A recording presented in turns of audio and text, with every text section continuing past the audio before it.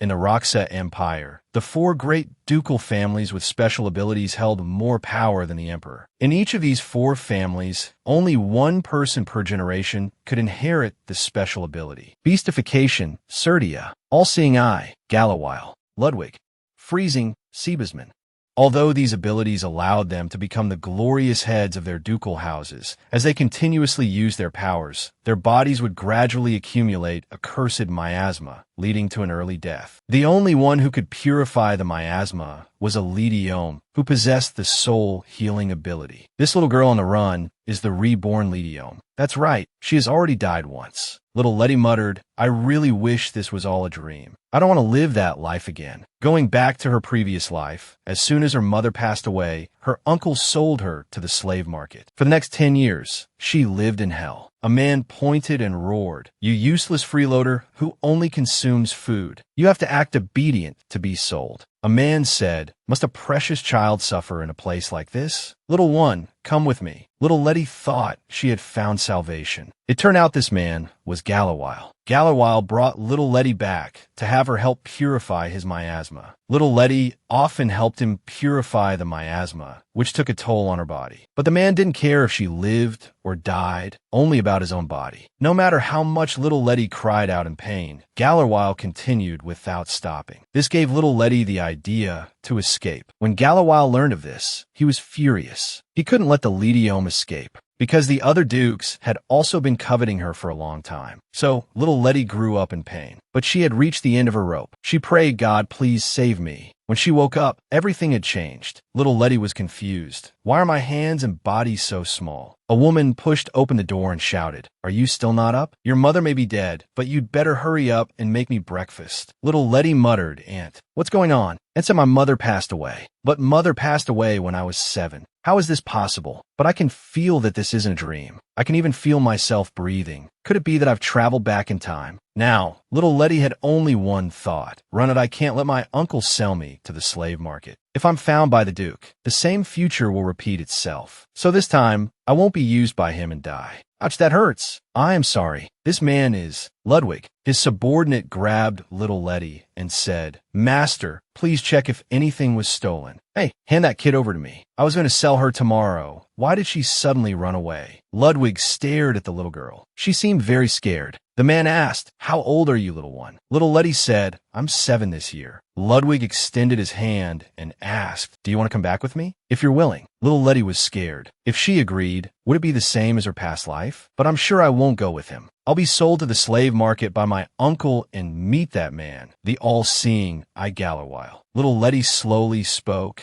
Will you make me feel pain? Will you make me suffer? Hearing the little girl's words, Ludwig and his subordinates showed fierce expressions. Looking at the man before her, Ludwig then picked up little Letty. I swear, no matter what happens, I will not let you suffer. Little Letty was moved by his words and said she would go with him. Ludwig said, Gede, I'll leave the rest to you. The man shouted, What the hell? Where are you taking someone else's niece without permission? Gede advised him to stop shouting. We could talk about whatever it is. Little Letty asked, Excuse me, which of the 4 great dukes are you? Ludwig asked, How did you know I was a duke? Little Letty explained, Because your clothes look very expensive. Ludwig chuckled, quite smart for such a young age. I am Ludwig. Little Letty thought to herself, This man is Black Ludwig, the most famous family of assassins in the Empire. According to rumors, Black Ludwig was also known as a cruel murderer. Maybe he and Duke Galawile are the same type of person. I must stay vigilant now. I can't let him find out I'm a Lidiome. Because so much had happened in the morning, this body had reached its limit. She fell asleep. Ludwig chuckled. She's asleep. She's a smart child. Maybe she'll get along well with Derwin. On the way back, little Letty started crying. It turned out she was dreaming about her past experiences. Ludwig's heart ached. Such a small child. What has she been through all this time? Little Letty woke up with a start on the sofa. Who are you, little one? Hello, my name is Anna. This is the Duke Ludwig's residence. I work here. Little Letty noticed she had dirted the ducal family's sofa and hurriedly apologized. I'm sorry. How dare a slave like me dirty the sofa? Anna was surprised. Such a young child calling herself a slave. What had she been through? Suddenly, little Letty's stomach rumbled. Anna said gently, "It seems you're very hungry. I'll go get you something to eat. You should rest for now." Little Letty thought, "Not only did I sleep in the carriage, I also dirted the sofa. I absolutely cannot be disliked. Once I turn 14, I can go out and work, right?" Father brought back another useless thing. Little Letty looked at the boy, so young,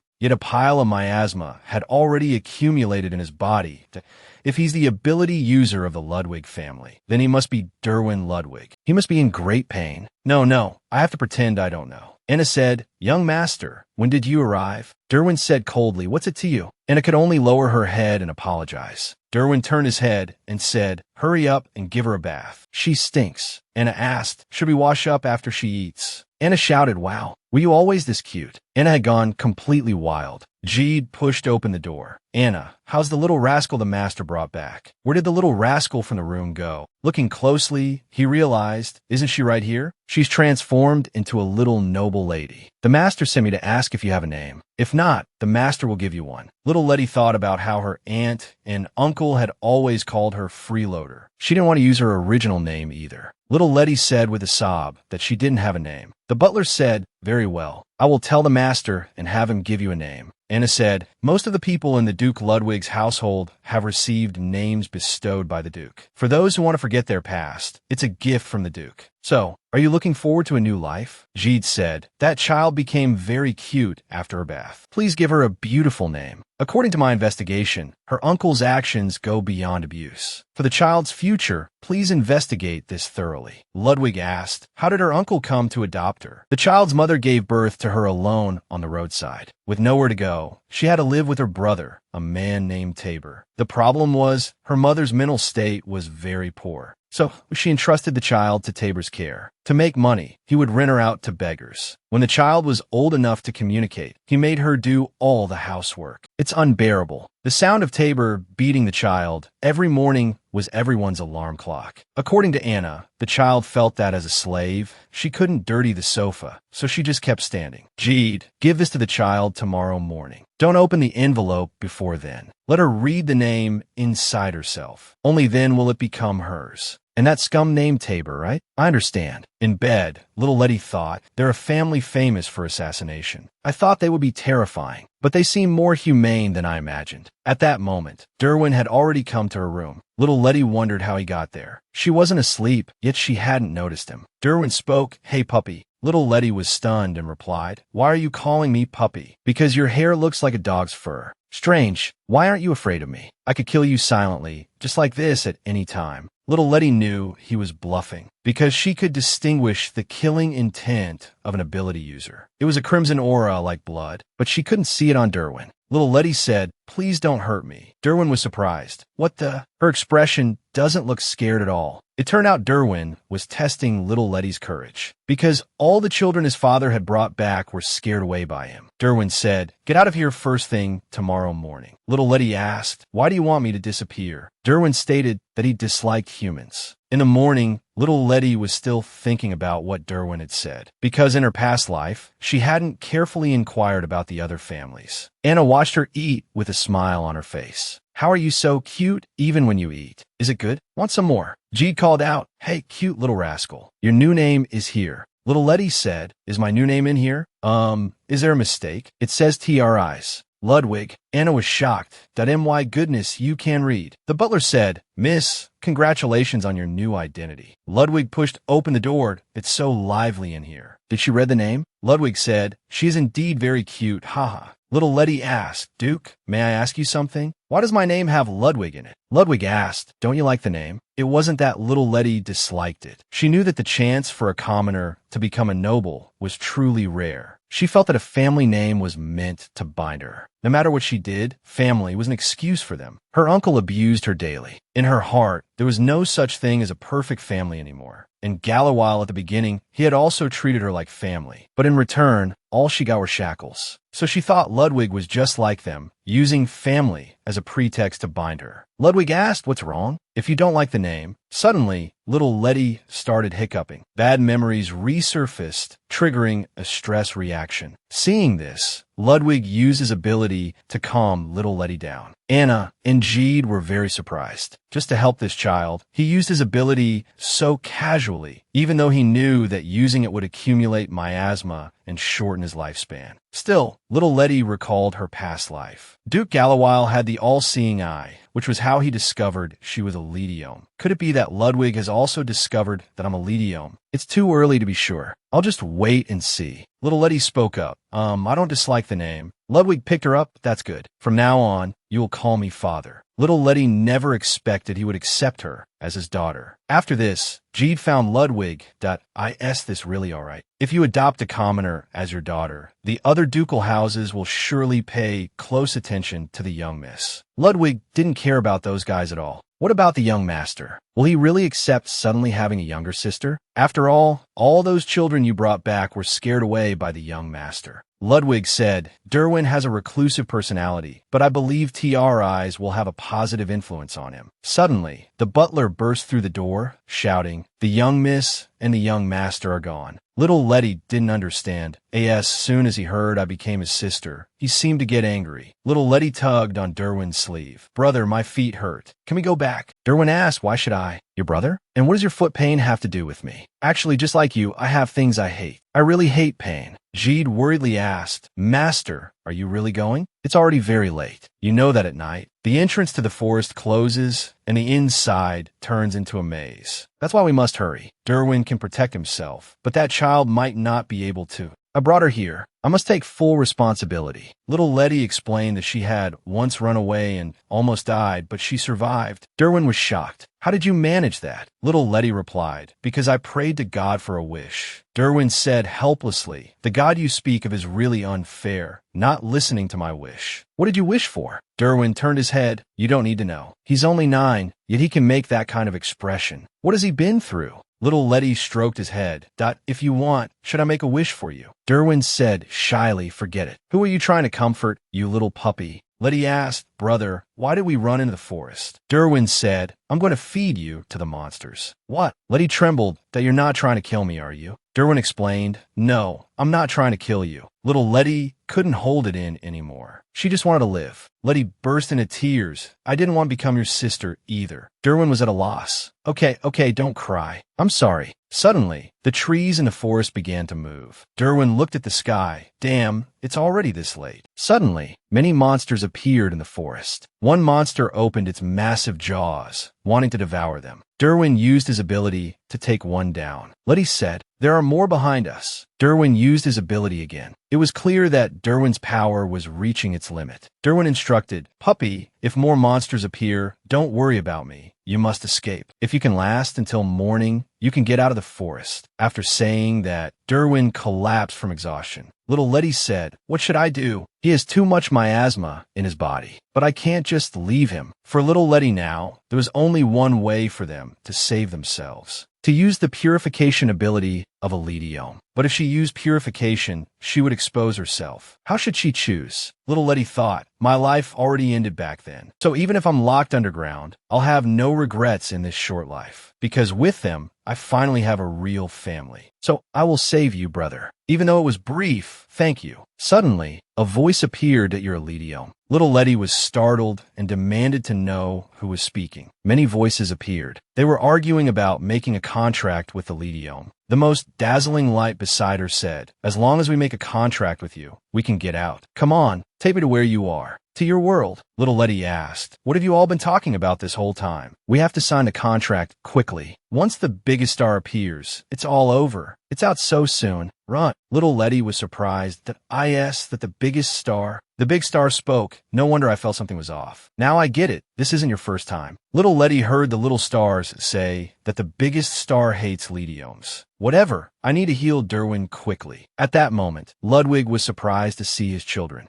Jeed said, it's the young miss and the young master. Suddenly, a monster attacked the children. Seeing this, Ludwig strode forward. He and Jeed blocked most of the monsters. Jeed hurried to check on the children's condition. He breathed a sigh of relief. Thank God they're still alive. Ludwig said, it seems I have a lot to ask them when they wake up. Little Letty woke up and said, how come this isn't Sister Anna's room? Hearing the voice inside, Anna's worried heart was put at ease. Anna explained, "You slept for a whole day. It seems you had quite a scare." Little Letty said, "A whole day? What about Derwin?" Anna laughed. "He's been grounded by the master. Serves him right, huh?" Meanwhile, with Jeed, "Oh my, is the young master still sulking? You took a helpless 7-year-old child to the monster forest. You deserve to be punished." Derwin explained, "I'm not angry anymore. I was just—" "Did you say the young miss? I haven't checked on her condition this morning. What's wrong? Are you worried about her?" "Oh, he's getting flustered." Derwin roared, "Stop giggling and get out now. So annoying. Since the young master is too sad, I'll take my leave." Derwin was about to die of anger. Derwin could feel that in the past, whenever he used his ability, his heart would ache when he woke up. But this time, he didn't feel that at all. So he wanted to find out what little Letty had done to him while he was unconscious. Suddenly, a strange sound came from Derwin's balcony. Derwin said, "Who's there? I'll take my anger out on you. If you don't want to die, get out now." It was little Letty coming to find Derwin. Derwin gave little Letty a piggyback ride. "Did you run over here as soon as you woke up? And look how skinny you are." Derwin told her to go back, eat all the food Anna gave her, and fatten herself up like a pig. Little Letty said she understood. "Put me down first. Also, you have to study. The thought of you being illiterate and still being my sister is terrifying." Little Letty had studied before. She explained, "I can read, okay?" Derwin said disdainfully, "Yeah, right? You're just a little lying puppy." Little Letty said with puffed cheeks, "If you don't believe me, I'll read to you." Derwin laughed mockingly. "Wait, this dog looks like you." "No, this one looks more like you." Little Letty thought she had to endure it and not get into a serious argument with a 9-year-old. Ludwig asked, "What are you doing in there?" Derwin, "They're reading." This reminded Ludwig of his mother. His mother had also wanted Derwin to have a family member to accompany him, but things didn't go as planned. Derwin's mother, along with his unborn younger brother, left this world. Ludwig said, "Derwin, your grounding isn't over yet, is it? Go back to your room immediately." Little Letty thought she would be blamed too. Ludwig knelt down and touched her forehead to see if she had a fever. Little Letty said, "I'm very sorry for putting the young master in danger." Ludwig couldn't listen anymore. All right. Don't say things like that anymore. It seems I need to set some rules for you. First, no self-deprecating words. Second, the word slave is forbidden. Third, the word dirty is forbidden. Also, don't call me Duke anymore. Didn't I tell you to call me father? Because you're my daughter now. If you need anything, just call for Anna. Get some rest. Tear eyes, Little Letty said shyly. She had never called anyone that her whole life. Suddenly, a squirrel appeared. "Finally, it's just the two of us." Little Letty was surprised that the squirrel was talking. The squirrel said, "Have you forgotten my voice? We met by the lake last time." Little Letty said, "Oh, it's you. That star. How did you become a squirrel?" The star said angrily, "It's because you fainted. I had to turn into this form to get close to you to make the contract." Little Letty said she fainted because she used too much energy. The star said, "That's right. The power of a Lediome is still too much for you." Little Letty asked, "You know a lot about Lediomes, huh?" The star said, "Of course. I am the origin of the Lediomes. I've existed since the beginning. First, this world is divided into 2 realms. One is the human world, and the other is the world of the tomb. That's where the forgotten stars sleep. The tomb was originally ruled by 6 great stars. However, one day, a dispute broke out among the stars. Because of this dispute, 4 stars came to the human world and entered human bodies. But the problem was, human bodies couldn't withstand the power of the stars. Another great star felt very sorry for those 4 stars. Wanting to alleviate the pain suffered by the humans who received the power, it connected the tomb and the human world with an intermediate zone. Little Letty said, "Is that zone the monster forest?" After that, another great star descended by the lake. The first Lediome was born in a human.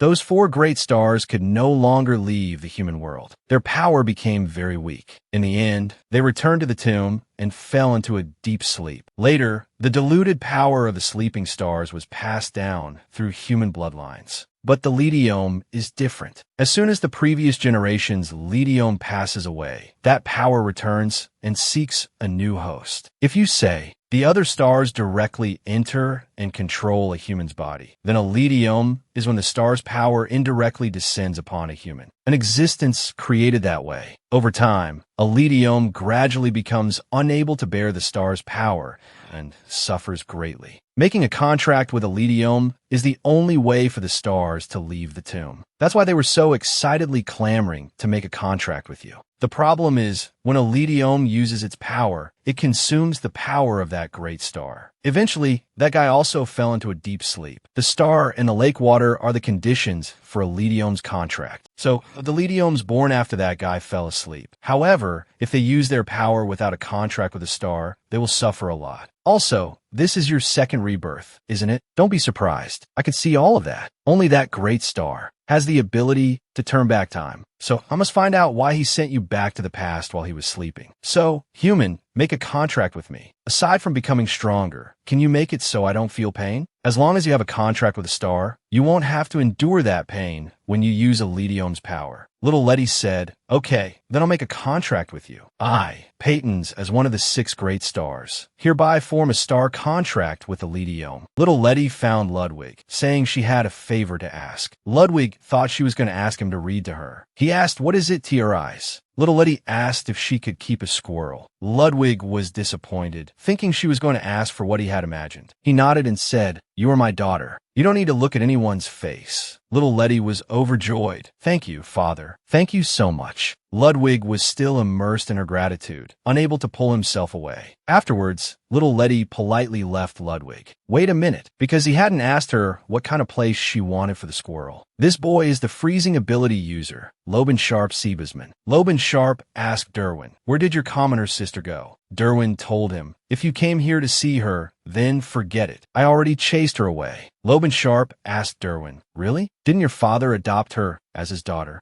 Derwin told him not to worry about it. "Anyway, she's not here now. You should go back." Loban Sharp noticed that Derwin's state was a bit strange. This woman praised, "Oh my, you're so cute and likable. Did the Duke decide to adopt you because you're so adorable?" Little Letty said to Anna, "Isn't my identity supposed to be a secret for now?" Anna smiled, but not in front of Trophy. She's also part of the Ludwig household. The master gives those people new names and new lives, and Trophy is one of them. Trophy is here to custom make beautiful dresses for the Duke's daughter. Anna shouted, "Miss TRI's is all done. Let's have a young lady make her grand entrance." Jeed and Trophy were both stunned. She's simply a little angel. Trophy pushed Little Letty to try on other clothes, and Anna followed closely behind. They went on like this from day to night. Trophy and Anna had seen their fill and let Little Letty rest. They sent the clothes back, while Little Letty was so exhausted she wanted to go home to her mom. Jeed told her that once Anna's enthusiasm erupts, it's unstoppable. Little Letty said everyone was so enthusiastic and she was really happy. Jeed laughed. "Your happiness is the most important thing." "Huh?"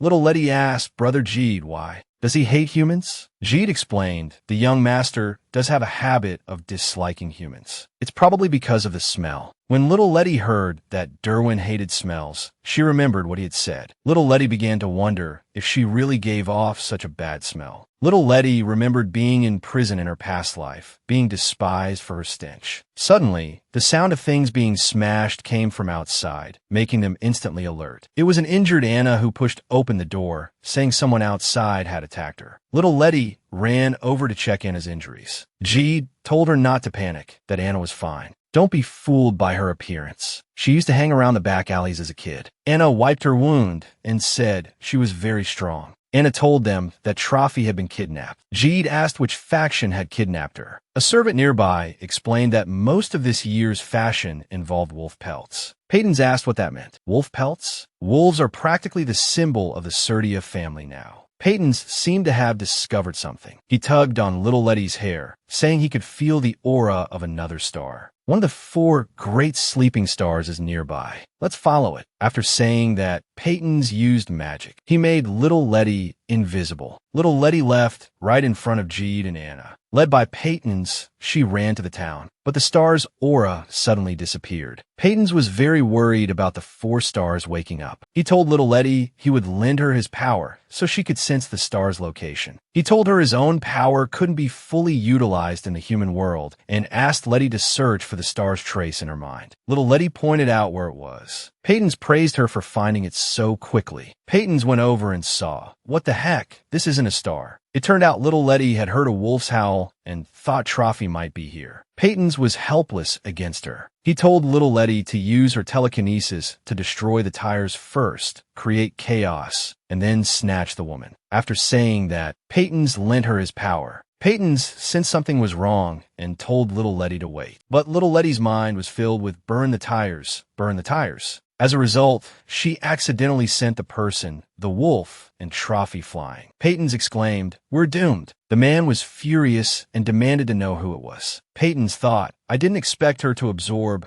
so much more power than I intended to give her. Even if she is an ability user, to be able to control a star's power. Who is she?" Little Letty shivered in a corner. Suddenly, someone froze them all. Little Letty noticed it had become much quieter and turned to look. The newcomer was actually Loban Sharp's Seabasman. He noticed there were still remnants. The remnant here referred to Trophy. He prepared to use his ability again. Suddenly, Loban Sharp saw a girl he would never forget. Little Letty stood up and explained that she knew Miss Trophy. Please don't freeze her. Little Letty tried to get closer, but because the road was covered in ice, her foot slipped. Just as Little Letty was about to fall, her father appeared and caught her. Little Letty asked her father how he appeared here. Her father explained, "You were gone for a long time, so I came looking for you. I didn't expect to run into you here." And Loban Sharp, "Why are you here? Didn't you go back with your father?" Loban Sharp explained, "My ducal family's fashion designer seems to have been kidnapped, so I intended to save her." As Loban Sharp spoke, he glanced at Little Letty. Loban Sharp hadn't expected to find such a cute girl here.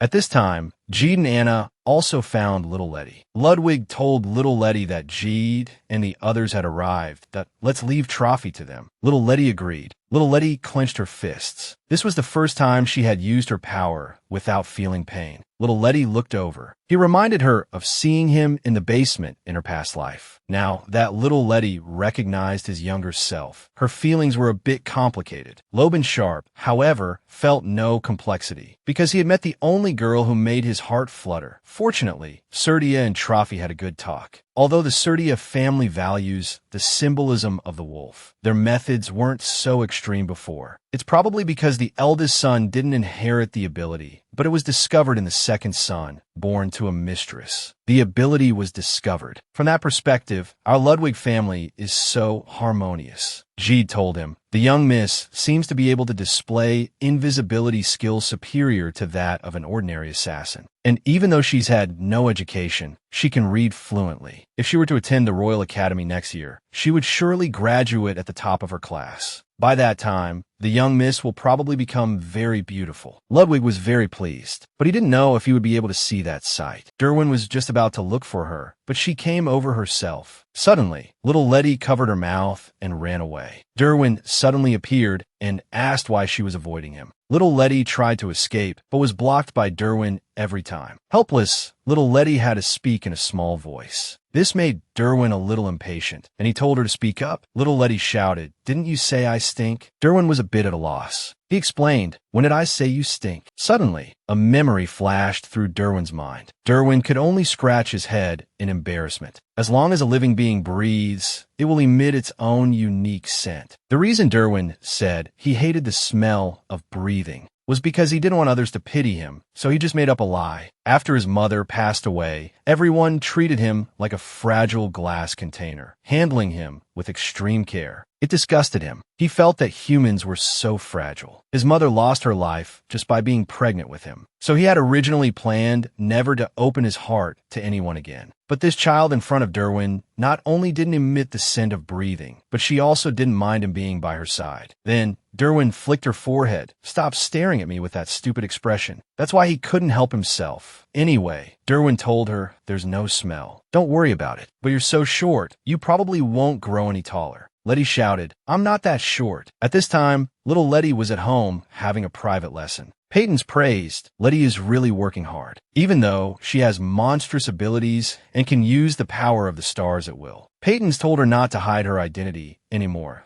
As long as you reveal that you're a Lediome, you can enjoy all the wealth and glory. What Little Letty wanted was freedom. because she knew that once her identity was exposed, an endless nightmare would await her. So she absolutely could not expose her identity. Just then, Ludwig came to check on his daughter and how her studies were going. Little Letty saw that her father's miasma had become thicker. Little Letty asked Peyton's, "How much longer does the Duke have to live?" Peyton said, "About 2 years." Little Letty didn't expect it to be so short. Peyton's explained he was already a physically weak human to begin with, but you can't blame him for that. Ludwig said to her, "I heard from your teacher that he's very impressed with your concentration. That's amazing, but don't push yourself too hard." Little Letty was very moved. Duke Black truly treated her as his daughter, but she wasn't confident that she could truly become his daughter. But even if she could only help a little, Little Letty wanted to repay his kindness. Gide noticed that young Master Derwin's temper had actually improved. Ludwig said, "Perhaps he's feeling the responsibility of being an older brother. By the way, are you planning to attend the hunting festival?" Duke Sigismund came for that reason the day before yesterday, right? Duke Sigismund told him not to bring his commoner daughter to the hunting festival. Ludwig thought he had a point.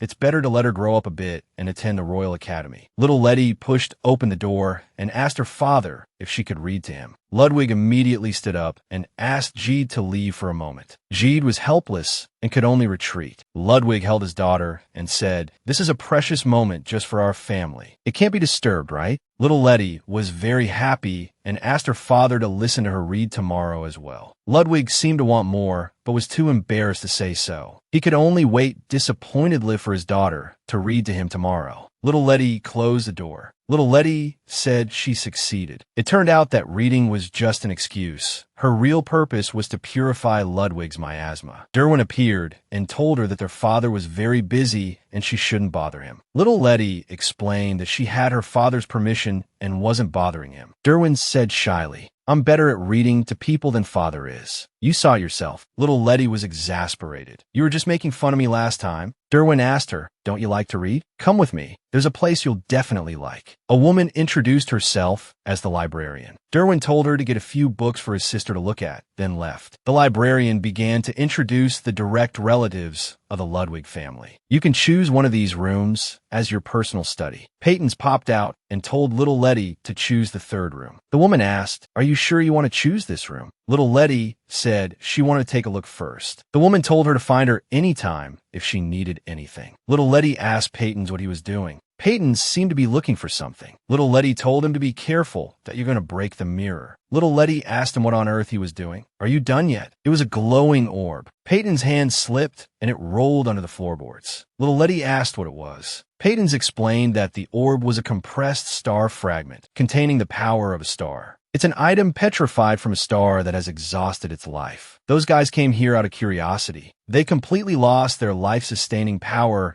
and eventually turned into star fragments. Regardless of how strong the star's ability is, as long as you obtain a star fragment, you can use the star's ability. The aura of this star has at least ultimate level power. Peyton's told Little Letty to just break the floor a little. Little Letty was scared and said that if she broke this place, the librarian would be very troubled. Peyton's told her to just break it a little bit and then cover it with something so it wouldn't be discovered. Little Letty refused Peyton's suggestion. Peyton's didn't know what to say and could only give up. Suddenly, a boy's voice came from the mirror. Letty picked it up to look. There was actually a person talking in the mirror, which gave Letty a huge fright. The mirror shattered. Just then, Derwin returned and saw her running for her life. Little Letty hugged Derwin and told him there was a ghost in the room. Derwin was confused. How can there be a ghost? It turned out the ghost in the mirror was a blonde-haired boy. He was also a young master of this mansion. An old maid came over and asked if he had run to the room where the mementos were kept again. She warned him, "The Duke has ordered you not to touch the madam's belongings." The boy explained that he just missed his mother too much. The boy asked if he could skip his medicine, saying there was nothing wrong with his health. The old maid told him he had to take it every day, as it was the Duke's order. Under pressure, he had no choice but to drink it. As soon as he finished, the old maid took the bowl and left immediately. It seemed his title of young master was just a name. He was very lonely. Since his mother passed away, no one had really talked to him. So he hoped to see the person on the other side of the mirror again. Derwin told his father that TRI's said she was sick and didn't come along. Ludwig said that was just as well, as he didn't want to take her anyway. Derwin teased. Father brought back a very strange child. Ludwig looked at his son and said, "At least you're satisfied with her." Derwin became shy. Siebesman praised, "You listened to my advice and didn't bring your adopted daughter here, right? Ah, you really are kind, Father. But you don't have to worry. After all, your family isn't the only one with problems concerning children. The Serdia family didn't even bring their second son here." Ludwig said he had heard about it before, that the eldest son was very wary of the second son's ability. Their second son didn't come this time. It's very strange. But Duke Galawal didn't bring his son either. Siebesman was also puzzled. His son awakened his ability long ago, yet he doesn't bring him to an occasion like this. That guy's actions are truly baffling. There's a strange rumor about him. I heard he's been frequenting the slave market, as if he's looking for someone. But no one knows what he's looking for with those all-seeing eyes. It's said that he seems to have found a lediome. Ludwig asked, "Didn't the lediome disappear?" Siebesman told him they'd talk later. "Your son seems to be in trouble." Galawal grabbed Derwin. "But what's with this aura on you? You must have found her. If not, it just doesn't make sense." Ludwig unleashed his ability, forcing Galawal to let go of his son. Galawal was in some pain from his ability. Galawal thought of something and used his all-seeing eye to check Ludwig. He found that the miasma on his body hadn't faded at all. He thought Derwin was monopolizing the lediome for himself. At this moment, the Emperor saw them fighting here. How outrageous! He then revoked the participation rights of the Ludwig and Galawal families for this hunt. It turned out it wasn't little Letty who was sick, but Peyton's. Jeed called Peyton's Peanut and told him to pull himself together. Peyton's angrily said his name wasn't Peanut. Jeed became interested. "He's just a squirrel, but he knows I'm making fun of him." Peyton's told little Letty to quickly give him a nice name, definitely not Peanut. Little Letty remembered Peyton's saying that the name Peyton's couldn't be said in public, but she couldn't give him a name related to Peanut. So how about calling him Walnut? Jeed praised the young miss for being great at naming. At this, Peyton's heard the name and thought it was no different from Peanut fine. Jeed said Walnut had heat stroke and not to worry, then left. Little Letty worriedly asked, "You're not feeling well right now. It's not because of heat stroke, is it?" Peyton said it wasn't. It was because he had stayed in the human world for too long, which was harming his body. So he had to go to the monster forest. Peyton's perked up again. Little Letty told him to stay for another 10 minutes before going back. She turned around and saw an injured wolf cub. Peyton's could tell he was a young ability user with a thick miasma on him. Peyton's told her he had severe external injuries and wouldn't survive even with purification. But she was a lediome. How could she just watch a living creature?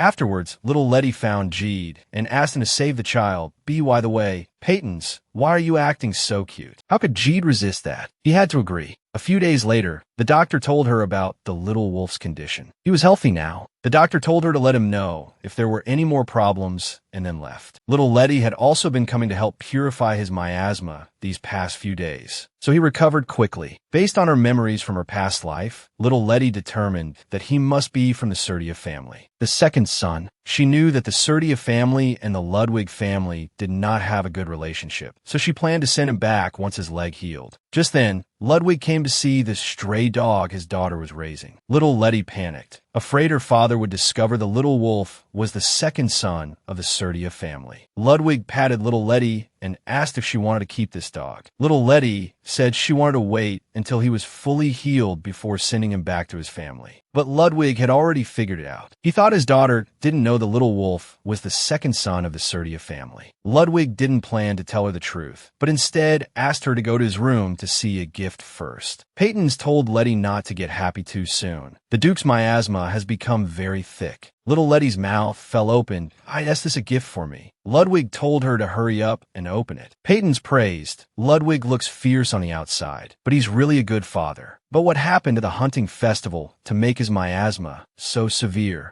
Little Letty also found it strange. She had helped him purify some miasma before, so why was it worse? Just as little Letty was lost in thought, Derwin appeared and told her he had also bought a gift and told her to catch. Little Letty barely caught it. She looked and saw it was a small puppy doll. Derwin said smugly, "How about it? This dog looks just like you." I couldn't resist buying it. Little Letty really couldn't stand it. Peyton's asked little Letty if he should teach him a lesson. Little Letty thought about it and decided against it. A great person doesn't hold grudges against the small. Little Letty showed a cute smile. "Thank you for the gift, Derwin." Derwin instantly blushed. Jeed asked him what to do with the second son of Serdia. Ludwig said to secretly send someone to find Duke Serdia. "Tell him his second son is with us." Jeed was worried they would suspect them of kidnapping Serdia's second son. "What should we do?" Ludwig explained, "We don't need to worry about that. He's in a good mood now because he won the hunt. He's relatively simple-minded. Gallerweil is the real problem. But recently he started to take an interest in Derwin again." Ludwig ordered Jeed to send more troops to protect Derwin and Tris. "If that guy really plans to do something to Derwin, I'll drag him to the grave with me in the time I have left." Little Letty ran to feed the little wolf, bringing food. He immediately began to gobble it down. Suddenly, someone burst in and told the doctor that a person had been seriously injured during training. Peyton's sensed the aura of a star. The doctor informed the young miss that there was an emergency patient and asked her to get some herbs, and asked Master Chi-Chi to also get some medical supplies. It was the first time little Letty had seen the doctor so flustered. Peyton's told her to hurry up and check on the human who was brought in. Suddenly, a figure slowly approached. He lifted the curtain and greeted little Letty. Peyton's told her it was the aura he had sensed at the dress shop. It was him. The man asked little Letty why she had only purified Derwin. The man's eyes suddenly turned golden. This made little Letty realize the man's eyes were the same as Gallerweil's. Just then, the little wolf bit the man's arm. He was then thrown off. Peyton's roared, "Sykenka, you're the one who should get lost." Peyton's punched Sykenka, clapped his hands, and warned Sykenka not to get any funny ideas about her. Sykenka laughed. "Oh my, I didn't even know you were here, Peyton's. Your current form is really interesting. And to think you were called the god of battle." Peyton said, "No matter what form I'm in, I'm still going to punch you." Peyton's was angry that he was being looked down upon. Peyton's raised his fist and charged at Sykenka. Peyton's told little Letty to run first with the wolf cub. Little Letty didn't want to abandon Peyton's. Sykenka laughed mockingly. "You're quite agile, but your attacks are just tickles." Peyton's mocked him back. This made Sykenka lose his patience to play with him, and he immediately used his full power. But Peyton's had reached his limit. At the critical moment, little Letty unleashed her power and sent Sykenka flying. "Peyton's, let's go now." While escaping, Peyton's looked at Letty and could feel that she was in great pain. Sykenka was in hot pursuit. Suddenly, Jeed appeared and knocked Sykenka unconscious. Jeed was confused. Why is Philip bullying the young miss? Peyton's and Letty breathed a sigh of relief. It was finally over. Gallerweil was very confused by Sykenka's words. He actually said that Ludwig's adopted daughter was not the Lediome. Sykenka explained, "In short, an unexpected person has appeared. Things have become complicated." Gallerweil asked, "The future I saw, will it come true? The one where I find the Lediome in the slave market?" Sykenka said, "That future? It almost came true." After saying that, he left. This made Gallerweil completely break down. He was going to kill everyone who got in his way. His son saw that his father had become so crazed. This was the first time he had seen his father so angry. His father shouted, "Ian, why are you here, you brat? Did you hear everything?" Ian explained that he hadn't heard anything. Gallerweil used his all-seeing eye and saw from Ian's perspective. All of his actions had been seen by him. Without another word, Gallerweil punched his own son. He called for a maid. "Lock this guy in his room. It doesn't matter for how many days. And don't give him anything to eat." Ian begged frantically, pleading for his father's forgiveness. "You useless brat. Don't you like going to your deceased mother's room? Lock him in his mother's room and let him reflect properly." Peyton's told little Letty that Sykenka's specialty is possession. Little Letty said, "Doesn't that mean Philip was framed?" Peyton's was surprised she still had time to worry about others. "That guy has his eyes on you." Little Letty was confused. "Why me?" "He plans to fully enter the human world to make a contract with you." "Then why did he come to the human world?" "Probably to rule the human world." "Do you know why our world is called a tomb?" "Because it's always filled with death and nothingness. That's why 4 of the great stars tried to break the boundary between the tomb and the human world. But that kind of behavior is extremely dangerous, enough to cause the world to collapse. Both I and that goody two-shoes wanted to stop them. But because we couldn't reach a consensus, we sent them to the human world." Peyton's told her to run away from here quickly. Little Letty said she wouldn't run. Peyton's didn't understand. Little Letty explained, "If I run away, Sykenka will do even worse things to the Ludwig family. Because in my past life, Gallerweil threatened me. He warned her, if you run away again, The people who care for you will die one by one because of you. This made little Letty decide that she couldn't let anyone else get hurt because of her. Little Letty said to Peyton's, "Aren't you also a great star? As long as you're here, you can find them, right? So, rather than running away, I want to become stronger to protect the people I want to protect. Can you help me become stronger than I am now?" Peyton said with relief, "I really can't do anything about you. Then just believe in me." Afterwards, they found the star fragment they had discovered earlier. Little Letty used her magic. She broke the surrounding floorboards. Little Letty asked, "What does a white star fragment represent?" Peyton explains, "White is usually associated with healing or restoration. Anyway, once you have this power, a guy like Shikenka will no longer be a threat to you." Peyton tells him to close his eyes and feel what it's like to use healing power. After a while, apart from a gust of wind, nothing seems to have happened. Peyton remembers something.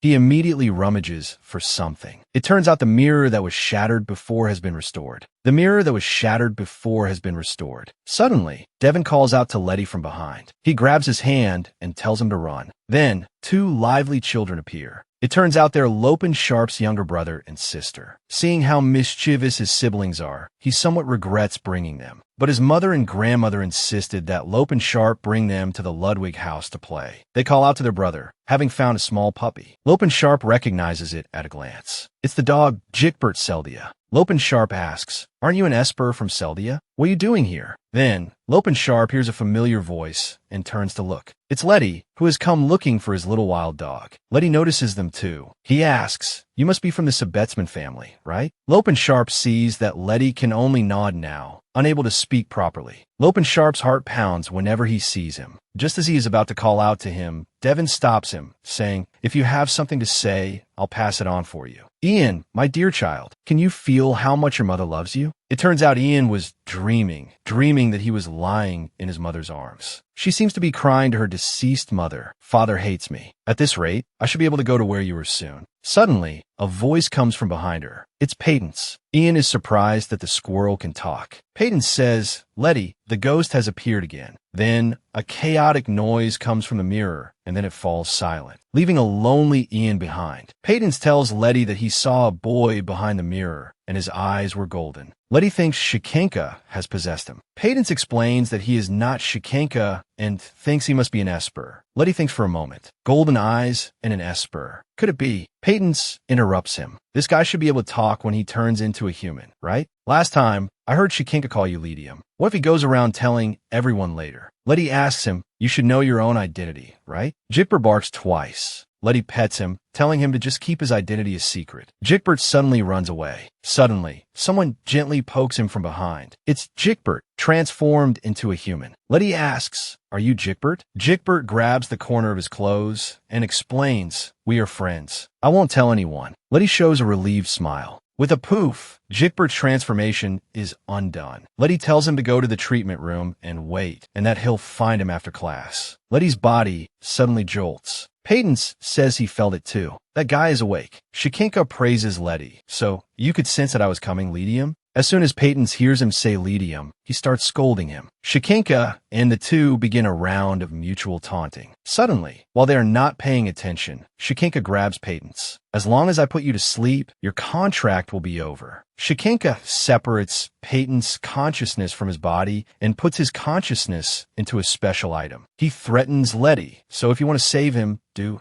as I say. As long as you obey, it should be a good thing for you too. After all, you can save your family. Of course, whether you believe me or not is your choice." Letty is now troubled, wondering whether he should believe him. Suddenly, Shikenka swallows Peyton's consciousness and gives him 3 conditions. The first is to help me get out of prison. Clear this person's name. After all, you wouldn't want an innocent knight to be sentenced, would you? Second, save Ian de Jangin Gallowell. You know the future, so you should be able to find a way to save him. And you should already know about that guy. Letty looks at Peyton and says he will do as he says, but he must confirm Peyton's safety during the process. Shikenka smiles and says the third condition is to enter the Royal Academy. Letty looks at Peyton's body and can't help but sob. "Tia, why are you crying?" Letty calls out, "Father." He runs over and hugs his father. As Letty hugs his father, the dark energy on his father's body grows thicker. Letty really wants to help his father purify the dark energy, but Peyton's can no longer help him. Without borrowing Peyton's power, Letty's solo treatment will surely backfire. So, to protect them, Letty has to compromise with Shikenka. He asks his father if he can release Philip, because a monster appeared in the treatment room. He was trying to protect me. That's why he was possessed by the monster. He asks his father to believe him. Ludwig sighs. As a father, of course I believe my child. So don't make that face anymore. The boy in the mirror that Peyton's mentioned last time must be Ian to Jang In. Letty looks for the mirror. Is there some kind of switch? Ian, holding the mirror, asks who's there and tells him not to go. Letty tells him he's right here. Ian asks, "You're finally not running away? But why can't I see your face?" Letty explains that he doesn't want to show his face. The reason Letty doesn't show his face is because Ian also has the wise eye. Ian is very happy. Even if I can't see your face, it's great to have someone to talk to. I've always wanted to meet you. Letty is flattered and asks, really? Why? Probably because you don't know who I am, so you won't want to kill me. Letty thinks of his past life. Gallowell said to him, "To have you all to myself, I even kill my own son." Letty knows that Ian's life will not change. Only death awaits him.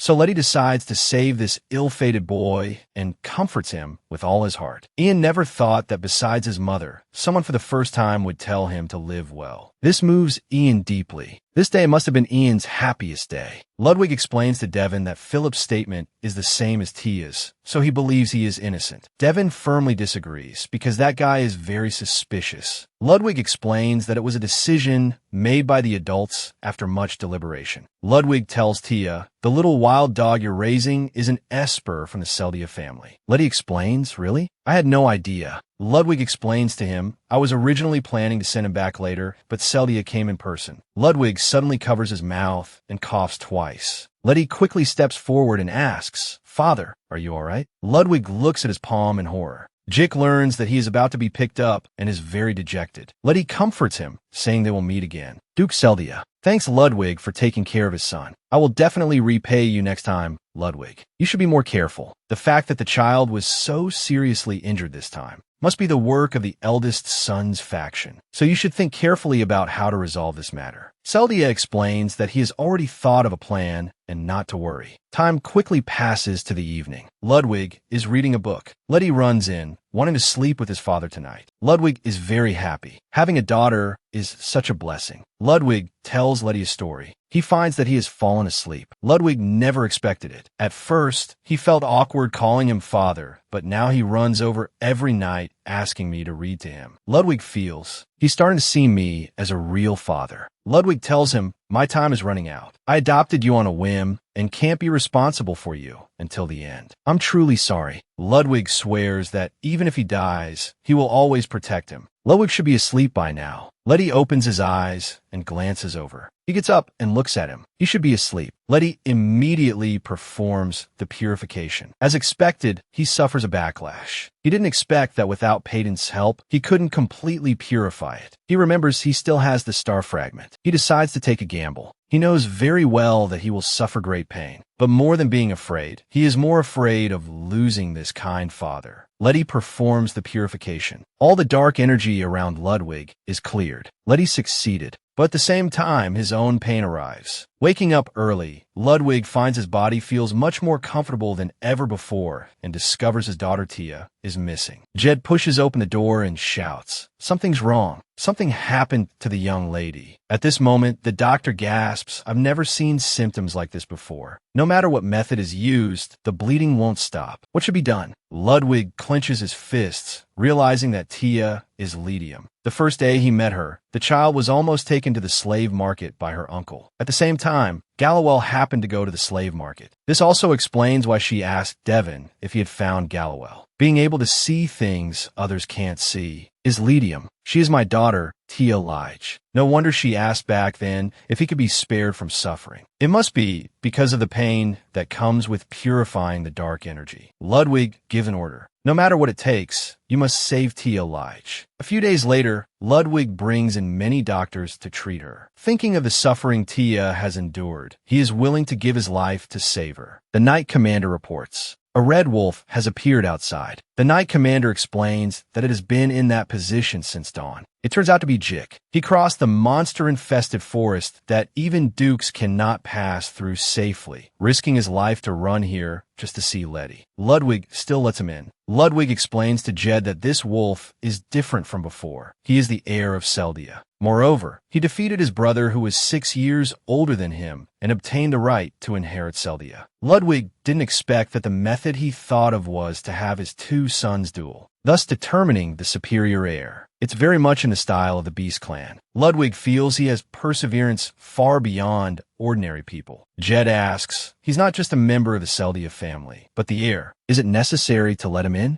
If this guy came as the heir of Seldia, he wouldn't be in such a sorry state. Right now, he's just my daughter's friend. Treat him well. Don't let him down. Both Devin and Jik are waiting for Letty to wake up. Devin tells Dr. Klang she will get better, right? She won't leave me like Mother did, will she? Dr. Klang pats Devin, telling him to trust the Duke. He will surely find a way to treat the young lady. Please get some rest first, and let the young lady rest as well. Maybe she will open her eyes tomorrow. Ludwig doesn't understand. You'd rather get hurt to save me. I promised to be a good father and protect you well, but I failed to keep a single promise. Just as Ludwig is blaming himself, Letty's hand suddenly moves. Ludwig is surprised to feel it. Her hand moved. Letty finally wakes up and asks, Father, have you become healthy? Ludwig makes up his mind. This time, he must protect his daughter well. At this moment, Ian misses Letty very much. Since then, they have not contacted each other. Suddenly, a white cloth appears on the mirror. Letty calls out to Ian. Ian asks, is that you? Letty explains the reason he hasn't come to see him these past few days. Ian says, you were sick and you were still worried about me. Letty explains, of course, we're friends, and asks Ian if he wants to go to the Royal Academy together. Ian is excited. If I go there, I can see you?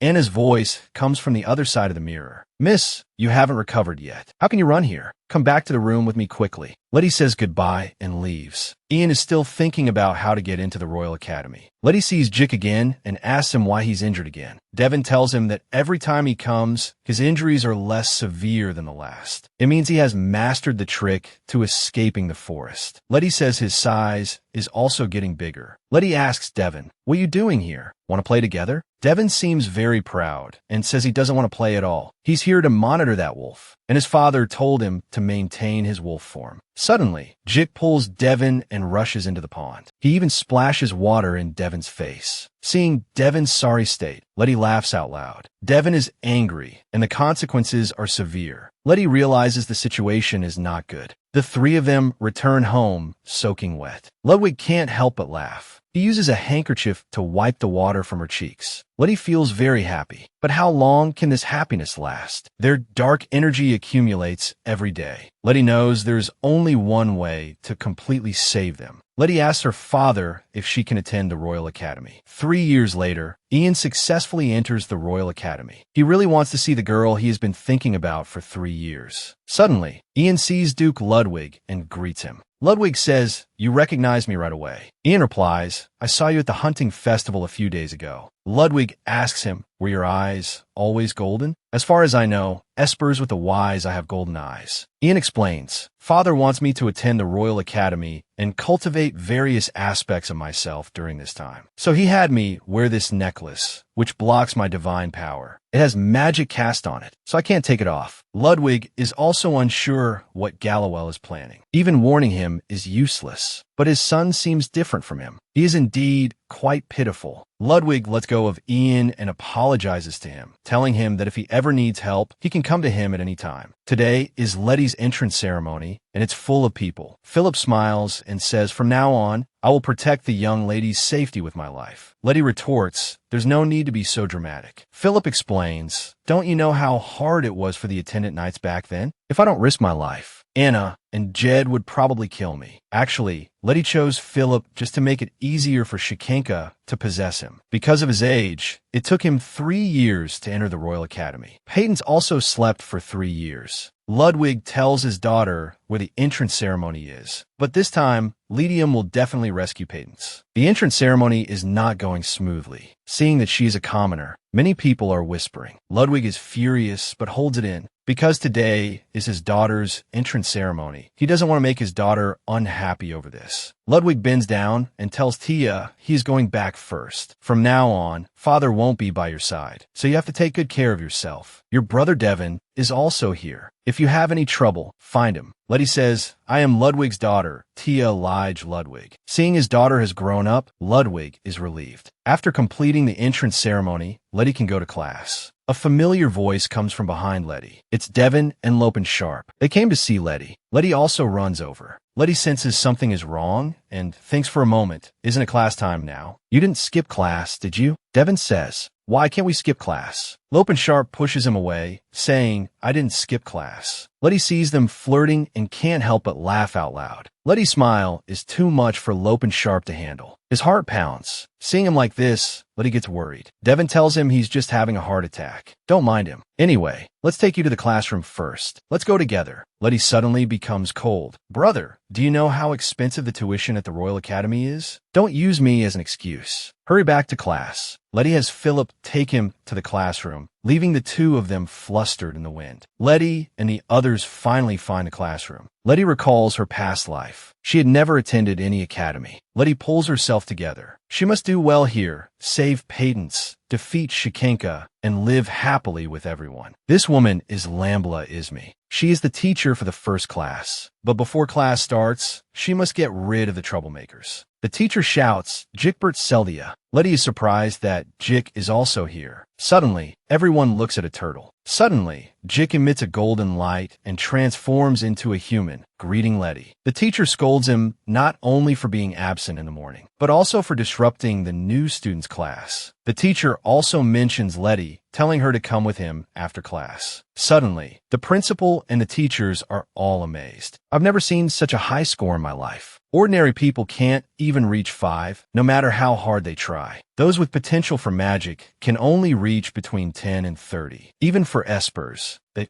generally only reach around 50. While the principal is thinking, Lambla brings Letty over. The reason I called you here today is because of the magic affinity test results. Letty says, is 98 a good score? The principal almost falls out of his chair upon hearing this. The red-haired woman exclaims, of course it's good. It's a talent that money can't buy. 踩在脚下，校长为他这份检验结果向乐蒂提出了意见，让他如果想 You can transfer from the general course to the magic course, and we will give you a full scholarship for 8 years. Letty decides to go back and think about it. Letty remembers Patence mentioning the power of the stars, also known as magic. Letty says, magic is the power used by magicians, right? Patence says, you understand correctly. You humans also borrow the power of the stars that permeates everywhere. Especially Lydium, his total magic power is frighteningly high. Letty knows her magic power is high because she is Lydium, but if she gets the scholarship, she can relieve her father's pressure. Letty thinks of Ian. Ever since they told each other they successfully got into the Royal Academy, they haven't contacted each other. Letty was about to ask about Ian when she saw Philip. Philip explains, this young lady fell, and I was about to offer a hand to help her up. Her companion walks over. He asks her why she's sitting here. Her companion angrily says, don't tell me this knight knocked you down. The girl quickly waves her hands. No, that's not it. The man insists, I heard the quality of an attendant depends on their master. Maybe it's because he's a knight following a commoner. It's not surprising. Letty retorts, how can you be sure it was my knight who bumped into her? Philip knows they are looking down on her. Because the young lady is of common birth, they won't listen obediently no matter what is said. The girl is still trying to persuade them, but the man is relentless and pushes his luck. He tells the man, if you don't want to tarnish your master's reputation, kneel and apologize. Everyone knows that a young lady of common birth can't have any reputation. Suddenly, a voice says, do you need me to take a look for you? It's Ian. He asks the seniors, do you want me to use my eyes to confirm for you? Everyone sees it's Ian to Jang in. Although Letty didn't see his face clearly back then, she knows the person in front of her is Ian. Seeing that he is healthy, Letty is very relieved. Ian asks, well, do you need me to do something for you? The man sees it's someone he can't afford to offend. So they all leave. Philip thanks Ian. Ian says it's nothing. Ian notices Letty and greets her. Letty hides behind Philip. Philip is confused. Letty whispers the reason to him. Philip immediately explains, "Our young lady is not feeling well, but she will definitely repay you later." Ian doesn't need her repayment. Just being able to see her is enough. Philip comes back smiling. "Our young lady has always been polite. Why couldn't you speak when you met young Master Ian? Could it be that you've fallen for young Master Ian?" Letty says, "Of course not." Letty asks Philip to keep what happened today a secret. Philip doesn't understand. The matter of them framing and slandering you today is better reported. Letty explains she just doesn't want to worry her father. Letty threatens, if you report it, he might replace the attendant. That night, a sleeping Letty suddenly hears Peyton's voice. Letty gets up and opens the box, only to find that Peyton's has no reaction at all. But Letty is sure she heard Peyton's voice. Letty is afraid. What if Shikenka appears? Just as Letty is worrying, Shikenka appears behind her. He tells her, "You should have heard Peyton's voice, right? I let him out again." Shikenka was originally going to let her see you as promised, but he hasn't fully recovered. Shikenka advises her to give up on Peyton's and make a contract with him. Letty refuses and tells him she has fulfilled the previous promise and demands that Shikenka return Peyton's. Shikenka says, "You haven't fulfilled all the promises. I told you to save Ian to Jingyan, not to have him leave the ducal estate, right?" Shikenka laughs. "That guy will die tonight. Ian has started sleepwalking. He seems to be controlled. Your mother left behind a strange thing. It's a mirror split in half, with a magic stone hidden inside. He believes his father will properly dispose of this mirror. His father urges him to finish the medicine he didn't take during the school term while on break. It turns out the medicine his father made him take was problematic. In the final moments of his life, Ian has already seen the person he wanted to see. Ian, I'm sorry. I couldn't fulfill the request to live well." At this moment, Letty and Philip are on their way. Letty tells him someone has fallen into the water. Philip leaps into the water. Philip pulls Ian out and desperately tries to revive him. Letty doesn't want Ian to die just like that. They had promised to see this wide world together. She doesn't want Ian to die miserably in pain like she did. Letty sees the dark energy constantly entangling his heart. Letty grabs Ian's hand without hesitation and purifies the dark energy for him. Ian spits out the excess water in his body and slowly opens his eyes, but then faints again. Philip tells Letty he will report this to the master and tells Letty to go back and rest first. Philip doesn't understand how the young lady knew young Master Ian was here. Could it be that she has been secretly watching him? This makes Philip think they are in a relationship. If Ludwig finds out Letty is in a relationship, the city will probably be in chaos. Letty's body is injured once again. Philip brings the injured Ian to Lopen Sharp, but is refused by Lopen Sharp. Philip tells him that if he helps Ian, the young lady will surely thank him. Hearing that he can be praised by Tia, Lopen Sharp instantly agrees. Ian also successfully wakes up. Ian recalls before he fell into the water and the voice of that child. It was all real. She saved him. He goes to Ludwig and tells him about his father's actions. He has been forced to take strange medicine since he was a child. To escape him, he came to the Royal Academy. But after enrolling, he started to show symptoms of sleepwalking. In his heart, Ian also wants to live happily. Ludwig tells him not to worry, that he will figure something out. Ian thanks him from the bottom of his heart for his help. The dean sorts out the documents and transfers Letty to the magic course. Letty didn't expect the transfer to happen so quickly. Lopen Sharp and Jick find Letty. It turns out they have created a club and want Letty to join. Lopen Sharp explains that the school requires everyone to participate in a club activity starting from the 3rd year. So they and Devin decided to create a club. The name of the club is the Dessert Research Society. Lopen Sharp says the club is still one person short. Jick says he has a friend. After school, Jick brings Ian over. Ian smiles and greets them. This gives Letty no time to react. If she makes a sound, she will expose herself. Letty's thoughts are in complete chaos. Just then, Devin also arrives. Letty looks at Devin with pitiful eyes. Devin realizes something and thinks someone has bullied his sister, so he starts questioning them. Jick explains that he just introduced Ian. Letty nods to indicate they are telling the truth. Then she pulls Devin and tells him she's very hungry. Devin immediately takes Letty to eat. Lopen Sharp takes Ian to fill out the application form and casually mentions the incident of him falling into the water. Lopen Sharp even lent his treasured pajamas to Ian. Ian excitedly asks him who the child who saved him that day was. Seeing Ian's expression, Lopen Sharp realizes he doesn't seem to know it was Tia who saved him. He senses from Ian's expression that it would probably be bad to tell him the truth. So Lopen Sharp still doesn't tell him the truth. Devin thinks Ian bullied Letty and wants to go teach him a lesson. Letty tells him not to bully Ian. Letty wants Devin to help her pretend to have a sore throat. She even acts cute towards Devin. How could Devin resist that? Lopen Sharp and the others find Letty. She signals him again with her eyes. Devin tells them his sister has a sore throat and wants to eat something. Letty sees that Ian seems very unhappy. Letty gives her dessert to Ian. Suddenly, a gust of wind blows by. Letty is very worried about him.